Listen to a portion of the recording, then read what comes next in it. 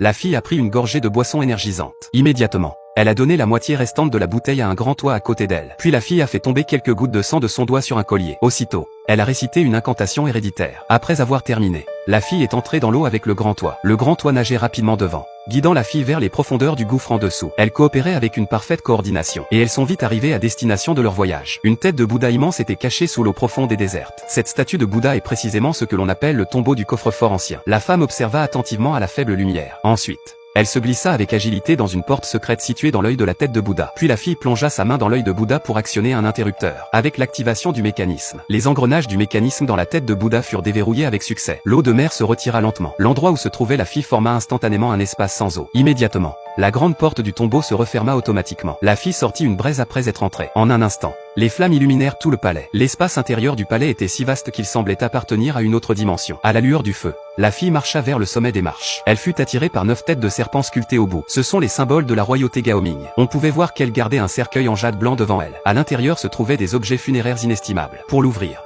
il fallait absolument insérer la plaque de jade de la famille de la fille dans la serrure. La fille enleva immédiatement la plaque de jade autour de son cou, puis elle la plaça dans la serrure. À sa grande surprise, le cercueil se couvrit de glace immédiatement. Le givre se propagea rapidement. Partout où il passait, tout se figeait instantanément. Heureusement, la fille réagit à temps. Elle recula rapidement pour éviter le danger. À ce moment-là, elle vit clairement que l'endroit où elle se tenait avait été percé de nombreuses flèches. Alors que la fille se félicitait d'avoir échappé à la mort, le cercueil à côté commença à bouger légèrement. Elle ouvrit immédiatement le couvercle du cercueil. Ensuite, elle découvrit qu'une femme momifiée depuis 1000 ans y reposait. Il s'avère que la fille est née dans une famille extrêmement mystérieuse. Chaque génération de cette famille produit un génie capable de respirer sous l'eau. Il y a 20 ans, la sœur de la fille était la représentante la plus brillante de sa génération. Elle conduisit un groupe de membres de la famille à plonger dans l'eau pour explorer le tombeau ancien, tandis que la fille s'ennuyait sur la rive en pratiquant l'apnée. Soudain, une anomalie apparut à la surface de l'eau. Un énorme bruit d'explosion accompagné d'une lumière de feu illumina le ciel. D'innombrables tentacules jaillirent de l'eau. Au milieu des tentacules étranges et de la lumière de feu, une silhouette se leva. C'était clairement la sœur de la fille. Mais avant que la fille ne puisse crier,